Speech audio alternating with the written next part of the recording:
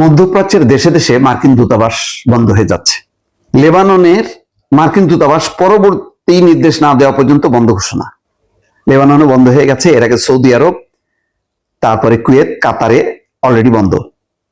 তার মানে মধ্যপ্রাচ্য থেকে দূতাবাস গুটানোর মধ্য দিয়ে আমেরিকা কিন্তু তল্পিতল্পা গুটানোর অবস্থায় চলে গেছে। কি হবে? সৌদি আরবে হামলা আসন্ন। আমেরিকা আশঙ্কা করতেছে সৌদি আরবে আরো হামলা হবে। মার্কিন কনসুলেটে কেউ আসবেন না, মার্কিন দূতাবাস বলতেছে। কি হয়েছে? রিয়াদে অবস্থিত মার্কিন দূতাবাস সৌদি আরবের পূর্বাঞ্চলে একটি আসন্ন হামলার বিষয়ে সতর্ক বার্তা জারি করেছে। সামাজিক যোগাযোগ মাধ্যমে দেওয়া এক পোস্টে দূতাবাস জানিয়েছে, দাহারানের ড্রোন বা ইউএভি হামলার আসন্ন হুমকি রয়েছে, দয়া করে কেউ মার্কিন কনসুলেটে আসবেন না। আসলে তারা অন্যদেরকে আসতে নিষেধ করতেছে, মানে নিজেরাই আসবে না এবং নিজেরা এখন ভয়ে তটস্থ যে কোন দিক থেকে ক্ষেপণাস্ত্র বা ড্রোন এসে হামলা করে। এর আগে আজ মঙ্গলবার ভোরে সৌদি আরবের রাজধানী রিয়াদে অবস্থিত মার্কিন দূতাবাসে ভয়াবহ ড্রোন হামলার ঘটনা ঘটে। সৌদি আরবের প্রতিরক্ষা মন্ত্রণালয় সামাজিক যোগাযোগ মাধ্যম এক্সে দেওয়া এক বিবৃতিতে খবরটা নিশ্চিত করে। এরপর সৌদি দূতাবাস বন্ধ করে দেওয়া হয়েছে। তারা ক্ষয়ক্ষতির কথা, মানে হামলার কথা বলতেছে, ক্ষয়ক্ষতির বিষয়টা খুব বেশি জোরে সোরে প্রকাশ করতেছে না। এই যে দেখেন না, যারা মারা গেছে সংখ্যাটা বলতেছে, কিন্তু কারা কারা মারা গেছে নামগুলি প্রকাশ করতেছে না। কারণ আমেরিকার মধ্যে এখন মিশ্র প্রতিক্রিয়া হতে শুরু করছে। আজকে দেখেন না, ওই যে মার্কো রুবিও ব্যাখ্যা দিচ্ছে যে ইসরায়েল হামলা করবেই, আর ইরানে হামলা করলে ইরান সাথে সাথেই মার্কিন স্থাপনায় হামলা করবে, মার্কিন নাগরিক বা সৈন্যদের লক্ষ্য করে হামলা করবে। এই জন্য আমরা আগে ভাগেই হামলা করছি। ভয়ে তারা এখন অস্থির। এখন তারা বুঝতে পারে নেই যে প্রথম রাতেই, মানে বিড়াল মারার মতন করে খামেনিকে শেষ করছে, প্রতিরক্ষা মন্ত্রী শেষ, সেনাপ্রধান শেষ, সম্ভবত আরো 40-42 জন কর্মকর্তা শেষ হবার পরও মুহূর্তের মধ্যে কিন্তু ঘুরে দাঁড়াইছে। একদিন পরই তারা হামলা শুরু করছে এবং এখন হামলা কিন্তু জোরদার হচ্ছে। এই কারণে আমেরিকা বলতেছে যে চিরকাল যুদ্ধ করার মতন অস্ত্র মজুদ আছে। নানা রকম ব্যাখ্যা বিবৃতি দিয়ে তারা বুঝাচ্ছে যে আমরা কিন্তু এ করবো, ইরান তুমি থামো। এবং ইরানের পররাষ্ট্রমন্ত্রীকে থামানোর চেষ্টা করছে, নানাভাবে প্রস্তাব দেওয়া হচ্ছে, সমঝোতার প্রস্তাব।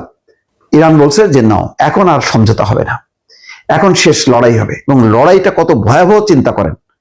মানুষ, মানে একটা দেশ আর একটা দেশের বিরুদ্ধে লড়াই করে।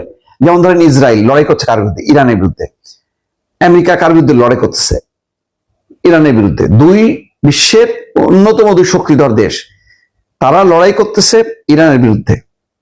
ইরান এই দেশকে, মানে এই দুই দেশের বিরুদ্ধে তো লড়াই করছে। মার্কিন যুক্তরাষ্ট্রের যারা মিত্র, যারা ওই তলে তলে আমেরিকাকে বলতেছে হামলা কর, ইরানের শেষ কর। সালমান দেখছেন না, ফাঁস হয়ে গেছে যে সালমান বারে বারে টেলিফোন করে অনুরোধ করছে ট্রাম্পকে যে হামলা করো। তার প্রেক্ষিতে ট্রাম্প হামলা করছে। এই খবর কিন্তু প্রকাশ হয়ে গেছে। সালমান কিন্তু এর প্রতিবাদ করেনি, বলেনি যে না এটা মিথ্যা খবর। এখন ইরান এই কারণে আর ছাড় দিচ্ছে না। ইরান এখন একযোগে লড়াই শুরু করছে। সমস্ত, মানে মেকুর টাইপের যে সমস্ত দেশ আছে, আমেরিকার 5-8টা দেশ, সেই 5-8টা দেশগুলোর বিরুদ্ধে তারাও শুরু করছে যে তোরা সুখে শান্তিতে থাকবে। দর্শক, এটা খুবই দুঃখজনক। গতবার যখন ইরানে হামলা হলো এবং তখনই তো ভয়ঙ্কর অবস্থা, ইরান পাল্টা হামলা চালাচ্ছিল। আমি ওই সময় ঘটনাক্রমে তখন দুবাই, আবুধাবিতে ছিলাম। আমি দেখলাম যে ওদের মার্কেটগুলো, শপিং মলগুলো সমানে কেনা বেচা হইতেছে। ওদের নাগরিকরা প্রত্যেক যেভাবে জীবন চালায় সেভাবেই চালাচ্ছে। বিন্দু মাত্র তাদের মধ্যে কোনো প্রতিক্রিয়া নেই যে মানে ইরানের মুসলমানদের রক্ত ঝরছে। গাজায়, ফিলিস্তিনিতে যে পরিমাণ রক্তাক্ত, এদের মধ্যে কোনো রকম বোধ নাই। সুতরাং ইরানের এবার মানে যেটা জবাব দিচ্ছে এটা যথার্থ, এবং এটা যদি তারা মাসখানিক চালা যেতে পারে, আরব দেশগুলো অস্থির হয়ে যাবে। পা ধরতে হবে, ইরানের পা ধরে যেতে হবে। কারণ ইরান কিন্তু চলে যাবে না, ইরান যে যুক্তরাষ্ট্রে যাবে না, ইরান ইরানের জায়গায় থাকবে। আর ইরানের শাসন ক্ষমতায় এখন যারা আছে শাসকরা, প্রত্যেকে নিশ্চিত হয়ে গেলে তাদের আর এক সেট আছে, ওরাও চলে গেলে আরো এক সেট আছে। সুতরাং অত সোজা না ইরানকে পর্যদস্তু করা। বিপাকে পড়ে যুক্তরাষ্ট্র এখন নানা রকম ব্যাখ্যা দিচ্ছে। তারা বলছে যে আসলে তারা হামলা করতে চায়নি। এখন তারা জানে যে ইসরায়েল ইরানে হামলা করবেই। এখন ইসরায়েল যেহেতু হামলা করবে, আর তেহরানে যদি হামলার ঘটনা ঘটে, তাহলে ইরান সাথে সাথেই মার্কিন বিভিন্ন লক্ষ্যবস্তুকে তারা চিহ্নিত করবে এবং আঘাত হানবে। সেই কারণে আগে ভাগেই তারা মানে আক্রমণ করছে। চিন্তা করছেন, ট্রাম্প বলছে না যে যদি আমি খামেনিকে হত্যা না করতাম তাহলে আমাকে হত্যা করতো, তাই আমি আগেই তাকে শেষ করে ফেলছি। এটা হচ্ছে সোজা সাপটা কথা ট্রাম্পের। আর মার্কো রুবিও এখন তার নিজের দেশে প্রশ্নের মুখে পড়ছে যে ইরান ইসরায়েল সংঘাত হবে, এটা মোটামুটি মেনে নিচ্ছে, কারণ মিডিল ইস্টে তাদের নানা রকমের স্বার্থ আছে। সেখানে মার্কিন যুক্তরাষ্ট্র কেন জড়ালো তার ব্যাখ্যা দিচ্ছে যে ইরানে হামলার বিষয়ে সংকল্পবদ্ধ ছিল ইসরায়েল, এবং একবার দেশটিতে হামলা হলে নিশ্চিতভাবেই যুক্তরাষ্ট্রের সেনারা তেহরানের পাল্টা হামলার লক্ষ্যবস্তু হবে। সেই চিন্তা থেকে ট্রাম্প প্রশাসন আগেই দেশটিতে হামলা করেছে। চিন্তা করছেন তাদের ব্যাখ্যার ধরন। মার্কো রুবিও বলতেছে ইরান ইসরায়েল সংঘাতে বিস্ময়করভাবে যুক্তরাষ্ট্রের ঢুকে পড়া নিয়ে পররাষ্ট্রমন্ত্রীর এই ব্যাখ্যা কংগ্রেসের জ্যেষ্ঠ সদস্যদের মধ্যে ভিন্ন ভিন্ন প্রতিক্রিয়া তৈরি করেছে। ওয়াশিংটনে স্থানীয় সময় গতকাল সোমবার সন্ধ্যায় কংগ্রেসের শুনানিতে ইরানে হামলা নিয়ে বিভিন্ন প্রশ্নের জবাব দেন পররাষ্ট্রমন্ত্রী মার্কো রুবিও। রুদ্ধদ্বার ওই শুনানিতে যুক্তরাষ্ট্রের কেন্দ্রীয় গোয়েন্দা সংস্থা সিআইএ এর পরিচালক John Ratcliffe, joint chief of স্টাফের চেয়ারম্যান ড্যান কেইন উপস্থিত ছিলেন। ইরান যুদ্ধ নিয়ে চলতি সপ্তাহের শেষ দিকে কংগ্রেসের নিম্নকক্ষ প্রতিনিধি পরিষদে একটি প্রস্তাবের উপর ভোটাভুটি হতে পারে। ওই প্রস্তাবে মার্কিন প্রেসিডেন্টকে ইরানের বিরুদ্ধে শত্রুতা শেষ করতে বাধ্য করার আহ্বান জানানো হতে পারে। অবশ্য প্রস্তাবটি পাশ হওয়ার সম্ভাবনা তেমন নেই বলেই ধারণা করা হচ্ছে। শুনানির পর ক্যাপিটলে অর্থাৎ কংগ্রেস ভবনে উপস্থিত সাংবাদিকদের রুবিও বলেন, এটা অনেকটা স্পষ্ট ছিল যে ইরানে কেউ হামলা করলে সেটা যুক্তরাষ্ট্র বা ইসরায়েল বা অন্য যে কেউ করুক না কেন তারা জবাব দিত, এবং জবাবটা হতো যুক্তরাষ্ট্রের বিরুদ্ধে।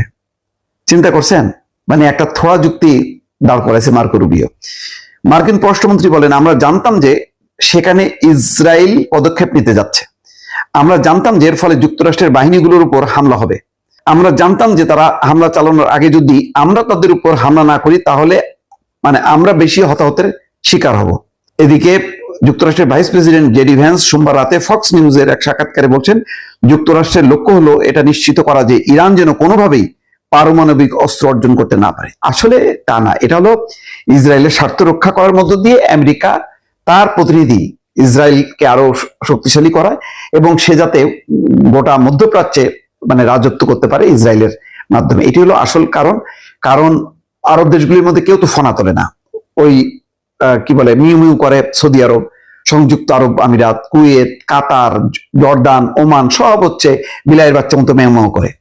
একমাত্র ইরান হচ্ছে সিংহের মতন গর্জন করতে পারে। সেই সিংহের গর্জন এখন দেখতেছে মধ্যপ্রাচ্যের সেই মার্কিন দালালরা এবং মার্কিন যুক্তরাষ্ট্র স্বয়ং দেখতেছে। এটা সহজে শেষ হবে না, এটা নিশ্চিত করে বলা যায়। সবচেয়ে বড় দুর্ঘটনা সম্ভবত বাহরাইনে ঘটছে। সেখানে যুক্তরাষ্ট্রের যে বিমান ঘাঁটি ছিল সেই বিমান ঘাঁটি ধ্বংস করা হয়েছে, ইরান দাবি করছে। পরিস্থিতি এমন যে আমেরিকা নাগরিকরা মিডল ইস্টের কোনো দেশে আর টিকতে পারছে না। 14টা দেশ ছাড়ার আহ্বান জানাইছে আমেরিকা, মোট 14টা দেশ ছেড়ে যাওয়ার আহ্বান জানাইছে।